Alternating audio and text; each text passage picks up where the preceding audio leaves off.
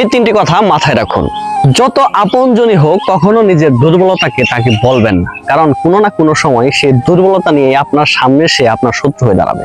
Number 2, কাছের লোক ছাড়া বন্ধু বান্ধব আত্মীয় স্বজনকে বেশি পরিমাণে টাকা হাওলাত দিবেন না, কারণ টাকা দেওয়ার সময় আপনি বন্ধু থাকলেও টাকা নেওয়ার সময় আপনি শত্রুতে পরিণত হবেন। নাম্বার 3, সবার উপকার করতে যাবেন না, কারণ সবাই সবার উপকারের মূল্য দিতে জানে না। আপনি উপকার করতে গেলে আপনাকে শত্রু মনে করবে।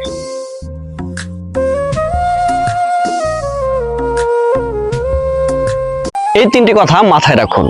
যত আপনজনই হোক কখনো নিজের দুর্বলতাকে তাকে বলবেন না, কারণ কোনো না কোনো সময় সেই দুর্বলতা নিয়ে আপনার সামনে সে আপনার শত্রু হয়ে দাঁড়াবে।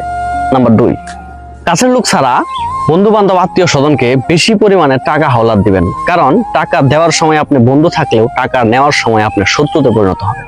নাম্বার 3, সবার উপকার করতে যাবেন না, কারণ সবাই সবার উপকারের